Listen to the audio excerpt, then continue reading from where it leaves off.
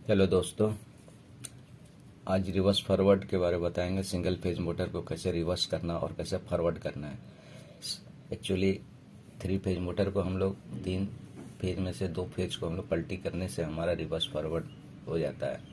लेकिन reverse forward अगर single phase को करना चाहें थोड़ा दिक्कत होता है, क्योंकि इसमें कैपेसिटर होता है। और ये भी समझना जरूरी है कि ये कैपेसिटर रनिंग में लगेगा कि स्टार्टिंग में लगेगा। तो इसको अच्छी तरह से समझते हैं। जैसे पहले एक पिक्चर ड्रॉ करते हैं। ये हमारा जो वाइंडिंग है, वाइंडिंग दिखा रहा हूँ। ये हमारा रनिंग की वाइंडिंग है, ध्यान से समझिएगा। ये हमारा स्टार्टिंग की वाइंडिंग है, क्योंकि एक मोटर में, सिंगल फेज मोटर की बात कर रहा हूँ, इसमें 2 वाइंडिंग होता है। एक रनिंग वाइंडिंग होती है, एक स्टार्टिंग वाइंडिंग होती है। और बीच में ये रोटर मूव करता है, घूमता है। इसमें स्टार्टिंग वाइंडिंग में हमेशा कैपेसिटर यूज होता है, याद रखिएगा। रनिंग में कैपेसिटर नहीं होता सिंगल फेज मोटर में। और 3 फेज में तो स्टार्टर एक कैपेसिटर लगता ही नहीं है। सिंगल फेज की बात कर रहा हूँ यहाँ पर। Single phase reverse and forward करने की बात कर रहा हूँ। कैपेसिटर लगाया, सी लिखा, उसके बाद एक सेंट्रीफ्यूगल स्विच है यहाँ पर, CFS, सेंट्रीफ्यूगल स्विच बोलते हैं इसको। आगे देखिए, एक आपको change over switch, manual change over switch बना रहा हूँ, हाथ से ऑपरेटेड है। उसमें 6 पॉइंट रहते हैं, इसको ध्यान से देखिएगा।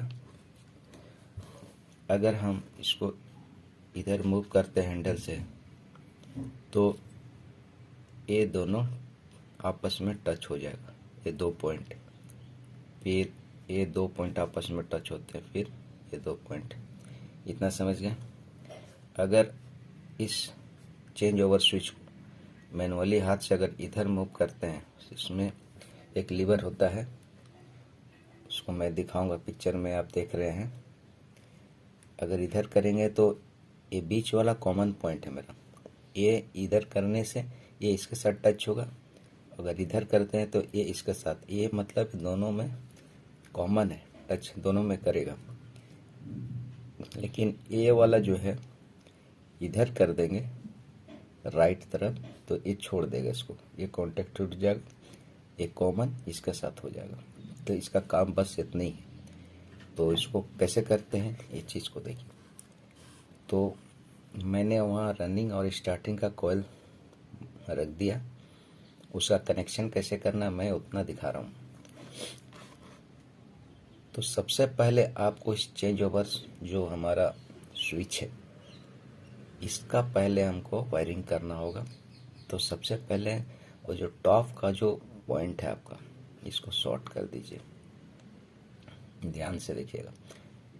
ये हमेशा ऐसे रहेगा। फिर ये जो दोनों पॉइंट है, इसको शॉर्ट कर दीजिए। फिर इसका साथ एक क्रॉस शॉर्ट कर दीजिए। इतना कर लेना है, पहले से स्विच में ऑलरेडी कर लेना है। अब क्या करना है, ध्यान दीजिएगा।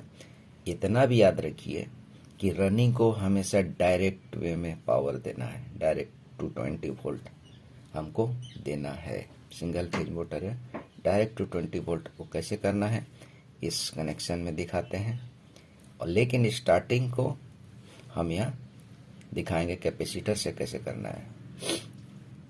जब भी रिवर्स फॉरवर्ड होगा तो कैपेसिटर हमेशा स्टार्टिंग से ही जुड़ेगा, रनिंग में कभी नहीं जाएगा। तो उसी को हम करते हैं यहाँ पर।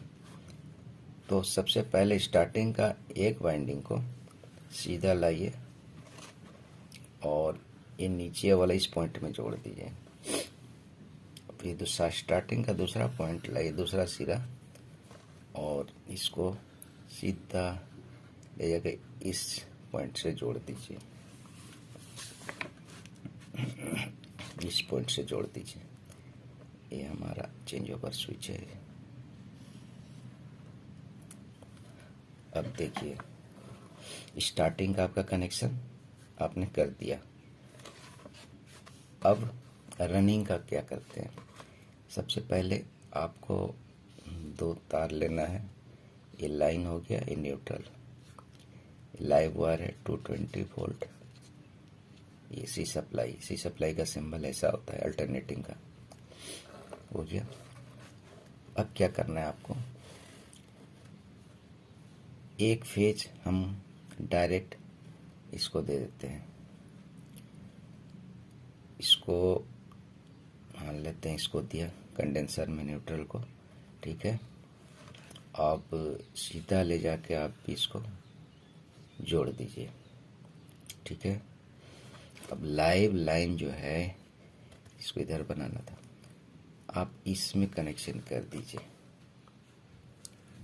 ऐसे करके क्रॉस कीजिएगा, इससे इसको कीजिएगा। इसको लाके हम इस चेंज ओवर स्विच का इस पॉइंट पे लाइन लाइव वायर को डाला, फेज को। अब देखिए ये पावर न्यूट्रल आपका कंडेंसर में आया। कंडेंसर का दूसरा पॉइंट जो है सीरीज में लगा हुआ इसका आपका CFS से सेंट्रीफ्यूगल स्विच होता है।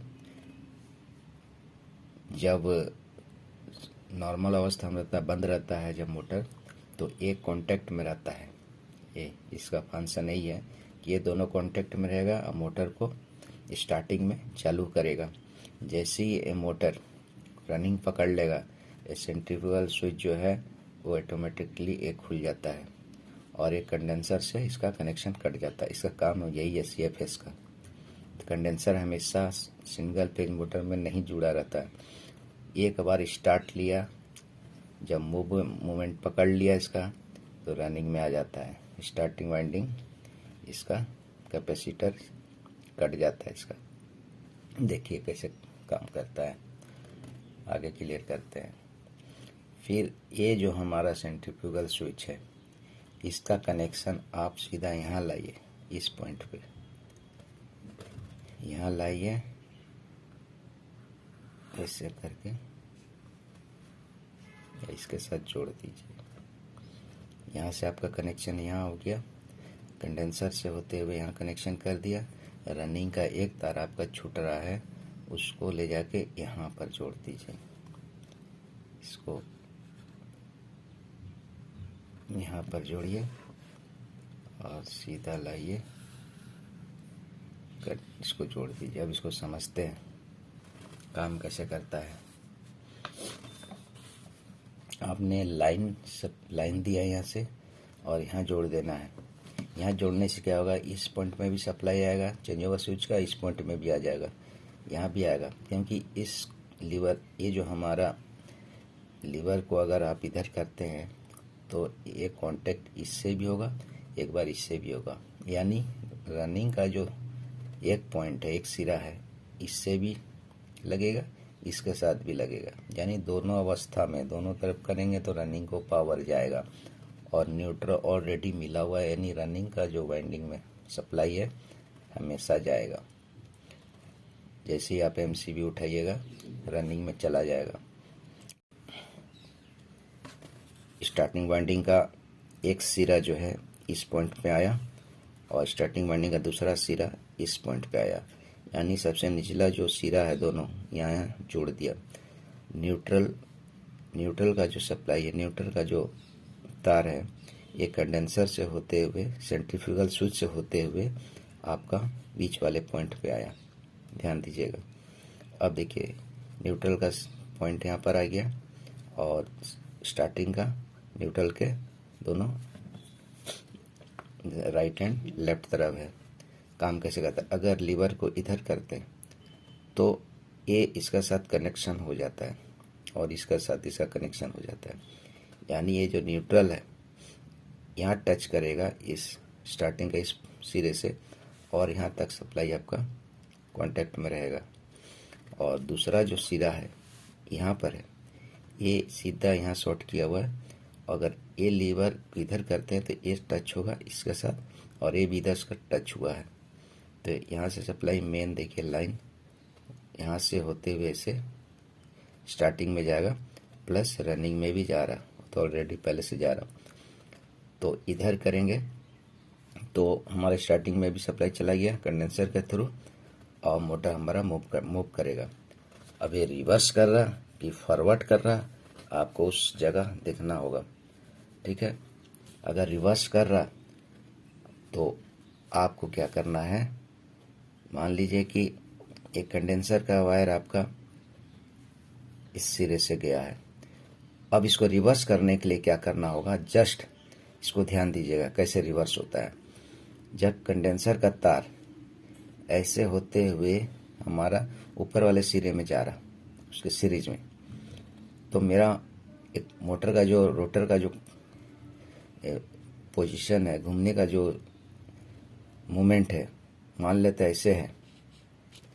अब हमको इधर करना है तो जस्ट क्या करना होगा, एक कंडेंसर को इस सिरे से जोड़ना होगा, इसको डायरेक्ट कर देना होगा। कैसे होता है देखिए। अब क्या करना होगा, जब इधर करते हैं तो रिवर्स हो जाएगा। कैसे होगा, ये जो कंडेंसर का जो वायर है अपना जगह पे है, लेकिन जैसे इधर करते हैं तो इसका साथ नीचे वाला सिरे का साथ कनेक्शन हो जा रहा कंडेंसर का, और ऊपर वाला सिरा यहाँ तक आया, स्टार्टिंग वाइंडिंग का यहाँ पर आया। जब इधर करते हैं तो ये सिरा यहाँ तक आया, फिर इसका साथ टच हो जाएगा, इसका साथ छोड़ देगा, फिर ये वाला चीज़, ये जो लाइन है यहाँ तक आया, फिर इसका साथ टच होगा, यहाँ से होते हुए से इधर से हमारे स्टार्टिंग में। केवल कंडेंसर हमेशा स्टार्टिंग का साथ लगा हुआ है, लेकिन सिर्फ इतना कर रहा कि कंडेंसर एक बार इस सिरे के साथ जड़ लग रहा है, एक बार इस सिरे के साथ लग रहा है। हमारा रनिंग का साथ कंडेंसर का कोई वास्ता नहीं है और रहना भी नहीं चाहिए कभी, वरना वाइंडिंग जल जाएगी। ये टेक्निकल चीज़ है, इसको दिमाग में रखना है, और उम्मीद है कि दोस्त आप इसको अच्छी तरह से समझ गए होंगे। या ना समझ आए मैसेज कीजिएगा।